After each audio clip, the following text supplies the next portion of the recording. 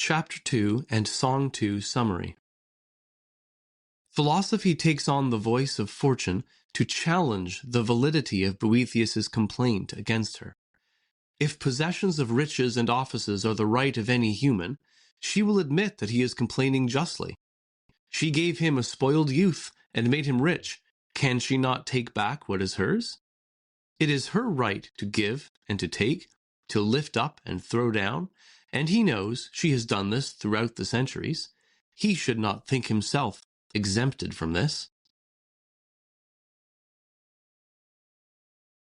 Chapter 2. Now I want to reason with you for a while in Fortune's own words. Can you tell if her arguments are right? "Oh, man," she might say, "why do you bother me with your daily complaints?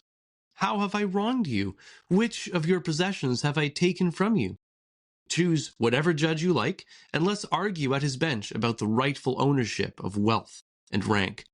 If you succeed in showing that any one of these things is the true property of mortal man, I will freely grant that those things you claim to be yours truly belong to you.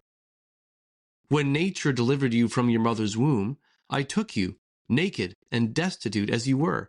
I fed you from my own cupboard, and in the partiality of my favor for you, I brought you up a bit too indulgently, which now makes you rebellious against me. I surrounded you with a royal abundance of all those things that are in my power. Now it is my pleasure to withdraw my hand. You should thank me for the use of what did not belong to you.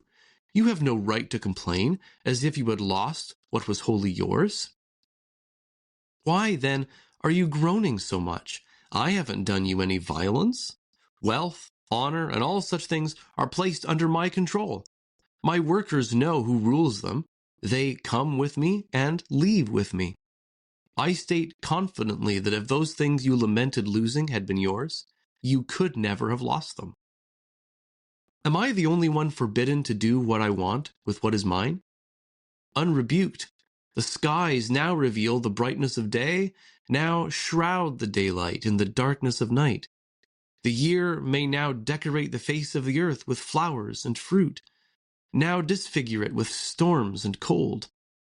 The sea is permitted to beckon with a smooth and tranquil surface today, tomorrow to roughen with wave and storm.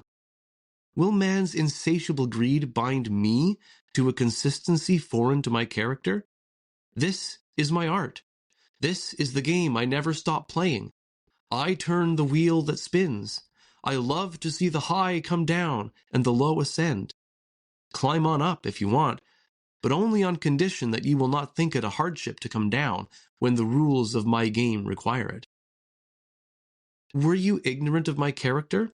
Did you not know how Croesus, king of the Lydians, who had been the dreaded rival of Cyrus, was later sadly sent to the flame of the pyre, and was only saved by a shower sent from heaven? Has it escaped you how the Roman consul Paulus shed godly tears over the misfortunes of the Macedonian king Perseus, his prisoner? Over what else do tragedies make such woeful outcry except the overthrow of kingdoms by the indiscriminate strokes of fortune? Did you not learn in your childhood from Homer about the 2 jars that stand at Zeus's front door, one full of blessings, the other of calamities? What if you have taken too much out of the good jar? And what if I have not left you completely even now? What if my changeable nature is a good reason to hope for better things? But listen now, and stop letting your heart pine away with bitterness, and do not expect to live on your own terms in a realm that belongs to everyone. Song 2. Human Covetousness. Say that plenty pours her gifts with a lavish hand, numberless as are the stars, countless as the sand. Will the human race, content, cease to murmur and lament? No.